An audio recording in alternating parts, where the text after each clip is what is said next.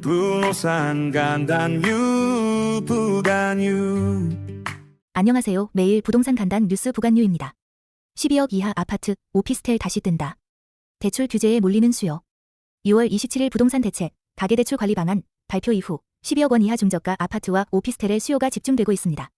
고가 아파트에 대한 대출이 제한되면서 규제를 피할 수 있는 중저가 주택으로 매수세가 이동한 것입니다. 서울 오피스텔 매매가와 수익률이 모두 상승세를 보이고 있습니다. 특히 서울 오피스텔 수익률은 1월 4.90%에서 5월 4.94%로 소폭 상승했고 매매가도 0.07% 증가했습니다. 성남, 하남 등 수도권 일부 지역에서 아파트값 상승이 나타났고 특히 동작구, 성북구, 서대문구 등에서 중저가 아파트 수요가 늘었습니다. 전문가들은 신축 오피스텔, 전세대출 가능성 높은 중저가 주택 중심으로 수요가 몰릴 것으로 분석했으며 월세 수익률이 상대적으로 높은 오피스텔이 투자처로 주목받고 있습니다. 특히 주목할 점은 12억 원 미만 아파트와 오피스텔이 대출 규제에서 제외되면서 매수세가 해당 시장으로 이동하고 있다는 점입니다. 이에 따라 단기간에는 이들 시장이 상대적인 수혜를 받을 수 있지만 장기적으로는 금리와 전세시장 상황이 변수로 작용할 수 있다는 전문가 분석도 함께 소개되고 있습니다. 입주 코앞인데 조합 갈등? 미성크로바 재건축, 셧다운, 위기?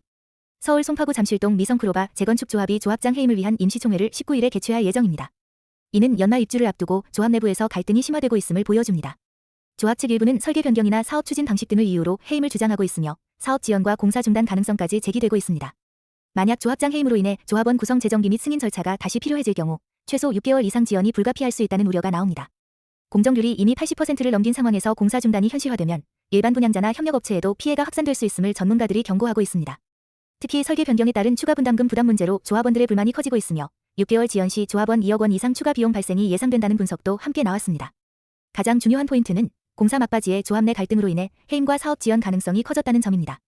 이는 입주 예정자와 협력업체 모두에게 큰 부담으로 작용할 수 있고 전체 재건축 시장에도 부정적인 영향을 줄 수 있습니다. 이주비 없인 이사도 못한다. 재건축 현장 곳곳 혼란 확산. 정부가 6월 27일 발표한 가계부채 관리 방안의 일환으로 재건축, 재개발 사업장의 이주비 대출 한도를 6억 원으로 제한했습니다. 이에 따라 이주비 대출이 어려워지면 주택 공급 일정이 지연될 수 있다는 우려가 확산되고 있습니다. 국토교통부와 금융당국, 건설업계 모두 이주비 제한이 도심 주택 공급 차질로 이어질 수 있다며 우려를 표명했고 이 의견은 금융위원회에도 전달된 상태입니다. 특히 서울 등 정비사업이 활발한 지역에서는 이주비 대출이 막히면 조합원 이주가 어려워지고 결국 공사 일정 지연 및 공급 지연으로 이어질 가능성이 큽니다. 이주비란 조합원이 새 주택으로 이사가는 동안 임시로 거처할 주거지를 마련할 수 있도록 대출해주는 제도입니다. 기존 주택이 있는 상태에서 1+1 분양을 받는 경우 새 주택 대출도 함께 막히는 문제가 생길 수 있습니다. 주요 협회와 시중은행들도 이 문제를 금융당국에 전달하며 현장 혼란 완화와 제도 보완 필요성을 강조했습니다. 핵심적으로는 이주비 대출 제한이 조합원의 이사와 공사 진행을 모두 지연시키며 전체 주택 공급에 부담을 줄 수 있다는 우려가 커지고 있다는 점입니다. 이젠 진짜 끝? 대출 규제 앞두고 서울 아파트 낙찰가율 역대급. 6월 서울 아파트 낙찰가율이 98.5%를 기록하며 3년 만에 최고치를 나타냈습니다. 낙찰가율이란 감정가 대비 실제 낙찰된 가격의 비율로 수요가 얼마나 높은지를 보여주는 지표입니다. 낙찰률, 전체 경매 건수 대비 낙찰된 건수, 도 46.5%로 전월 대비 1.3%포인트 올랐고 106건 중 33건이 감정가의 100% 이상 가격으로 낙찰되며 높은 열기를 반영했습니다. DSR 3단계 규제 시행 전 막차 수요가 몰린 것이 주요 원인입니다. 특히 대출 규제가 6억 원 이하 경락잔금 대출에도 적용되면서 규제 전 마지막 기회를 잡으려는 수요가 경매 시장으로 유입된 것으로 분석됩니다. 강남 3구 외에도 노원, 도봉, 구로 등 서울 외곽 지역까지 고가 낙찰이 이어졌으며 평균 응찰자 수는 9.2명으로 소폭 증가했습니다. 전문가들은 향후 대출 규제 본격 적용 이후에는 낙찰가율 상승세가 둔화될 가능성이 있다고 전망하고 있습니다. 가장 주목할 부분은 대출 규제를 앞두고 주택 경매 시장에까지 수요가 쏠리며 가격이 상승했다는 점입니다. 이는 실수요와 투자 수요가 혼재된 결과로 앞으로 시장 흐름이 변곡점을 맞이할 수 있다는 신호로도 해석될 수 있습니다. 강남처럼 만들겠다. 해운대, 화명, 금곡 30년 된 주거지, 전면 재개발 돌입. 부산시가 해운대 1, 2지구, 화명, 금곡 등 30년 가까이 된 노후 주거지를 노후계획도시로 지정해 통합 정비하는 대규모 개발 계획을 발표했습니다. 이는 부산시 최초의 자치단체 주도형 정비 사업입니다. 총 6개 지역, 모라, 다대, 만덕, 계금, 당감 포함 이 노후계획도시 대상지로 선정되었으며 이 중 3곳, 화명, 금곡, 해운대 1단계, 이 1단계로 우선 개발됩니다. 개발 방식은 용적률을 350%까지 높여 속도감 있는 주택 공급과 광역교통망 개선, 상업기능 유입을 동시에 추진하는 방향입니다. 특히 해운대는 센텀 2지구, 우동역세권과 연계해 자족 기능과 미래도시로 육성할 계획입니다. 부산시는 해당 지구들을 미래도시 전략 거점으로 육성하며 민관 협력을 통해 자율적, 창의적인 정비를 유도하겠다고 밝혔습니다. 이를 위해 전문가 자문단과 미래도시지원센터도 운영될 예정입니다. 과거 공급 중심의 신도시 개발에서 벗어나 지속가능성과 도시재생을 고려한 패러다임 전환을 시도하는 사업으로 평가됩니다. 핵심적으로는 부산시가 자체적으로 계획하고 추진하는 첫 대규모 노후지구 통합정비 사업이라는 점에서 주목됩니다. 향후 다른 광역시와 지자체의 도시정비 정책에도 영향을 줄 수 있는 사례가 될 것으로 보입니다. 83억 228억. 이건희 유산, 이태원 저택, 누구 손에? 고 이건희 회장이 2010년 약 83억 원에 매입한 이태원동 단독주택이 최근 228억 원에 매각되었습니다. 15년 만에 약 145억 원 상승한 가격입니다. 이 매각은 삼성가가 상속세 재원 마련을 위해 이뤄진 것으로 추정됩니다. 이 회장 유산의 상속세만 약 12조 원에 달하며 총 유산은 약 26조 원 규모로 알려져 있습니다. 해당 주택은 대지 면적 약 325평, 연면적 약 150평 규모의 고급 단독주택으로 2010년 세한미디어로부터 매입한 바 있습니다. 세한미디어는 이병철 회장의 동생인 이창희 씨가 만든 회사입니다. 거래 가격은 3.3평방미터당 약 7천만 원으로 당시 매입가 대비 약 175% 상승한 수치입니다. 이 주택은 이 회장이 별세한 후 2021년 5월 삼성 일가에게 상속되었고 홍나희 여사, 이재용 회장, 이부진, 이서현 사장이 공동 소유하고 있었습니다. 핵심적으로는 삼성 일가가 유산 중 일부 부동산을 정리하며 막대한 상속세 납부를 위한 재원 마련에 나섰다는 점이 주목됩니다. 향후 삼성가 유산 관련 추가 매각도 이어질 가능성이 있습니다. 전세 사기 1년 안에 끝낸다. 배드뱅크 카드 꺼낸 정부. 정부와 여당이 전세 사기 피해자를 구제하기 위한 배드뱅크 설립을 추진하고 있습니다. 배드뱅크는 LH가 피해 주택을 매입하고 금융기관과 협의해 담보권을 정리한 후 거주 안정성까지 보장하는 구조입니다. 현재 LH가 매입한 피해 주택은 1043호지만 신탁사기 피해 주택 매입은 0건입니다. 피해 규모에 비해 구제 속도가 더딘 상황입니다. 여당은 1년 안에 피해자 구제를 마무리하겠다는 의지를 밝히며 공공매입 외에도 금융사 협약 매입, 담보권 정리 등 다각도의 접근 방안을 모색하고 있습니다. 배드뱅크 모델은 부실주택을 매입한 뒤 금융과 행정이 개입해 정비하고 피해자 거주를 안정화하는 방식입니다. LH가 직접 나설 경우 예산과 행정 부담이 커질 수 있는 만큼 신속하고 실효적인 대응을 위해 별도 조직 필요성이 커지고 있는 상황입니다. 국토교통부는 신탁사기 피해 규모가 빠르게 늘고 있어 신속 대응이 시급하다고 판단하고 있으며 당정은 이를 민간조합 모델과 연결해 제도화할 가능성도 검토 중입니다. 핵심적으로는 정부가 피해자 구제를 위해 배드뱅크라는 제도적 해법을 추진하면서 향후 1년 내 실질적인 구제 성과를 내겠다는 강한 의지를 드러낸 점이 중요합니다. 부동산 침체에 빨간불. 상호금융 부실대출 7.2%, 역대 최고. 부동산 프로젝트 파이낸싱, PF, 부실이 본격화되면서 상호금융권, 새마을금고, 신협 등의 부실대출 비중이 7.2%까지 올라 역대 최고치를 기록했습니다. 이는 2021년 1.9%에서 급격히 상승한 수치입니다.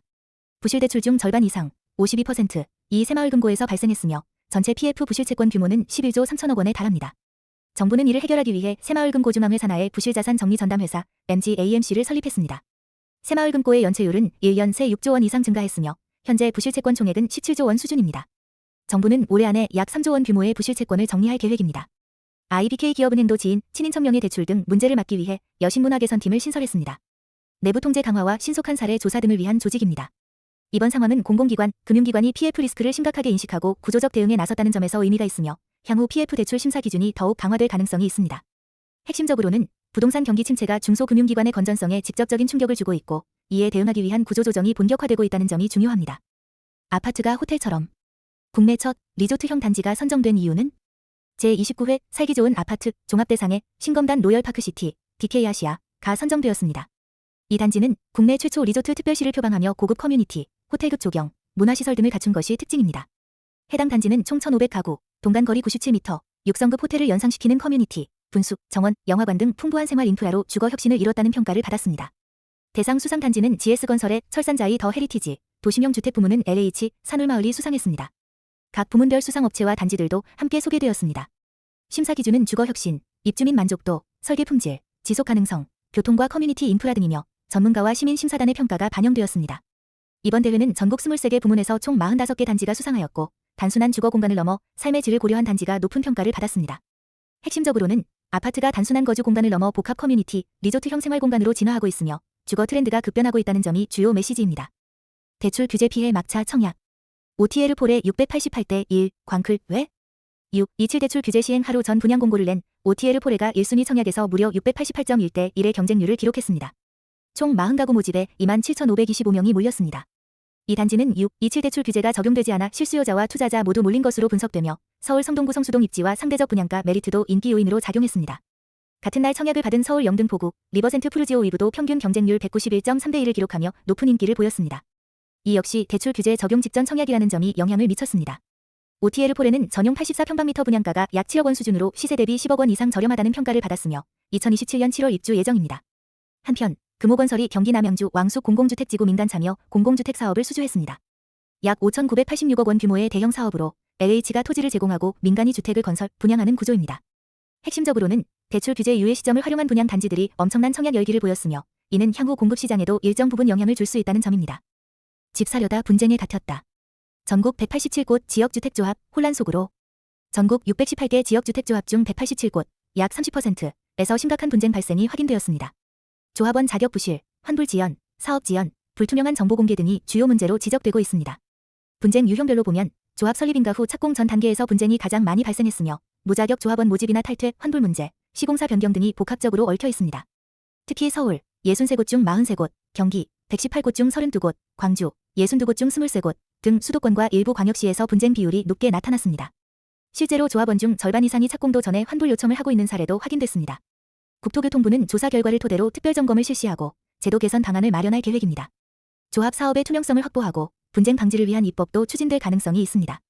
지역주택조합은 무주택자 또는 전용면적 85평방미터 이하 1주택 소유자가 일정 요건만 갖추면 조합을 구성해 집을 짓는 방식으로 상대적으로 진입장벽이 낮지만 토지 확보 실패나 운영 부실로 인한 피해 사례가 꾸준히 증가하고 있습니다. 핵심적으로는 지역주택조합 제도가 실수요자의 주거 마련 수단으로 활용되는 한편 제도 허점으로 인해 대규모 분쟁이 잇따르고 있으며 정부가 이를 제도적으로 대수술하려는 상황이라는 점입니다. 구독 좀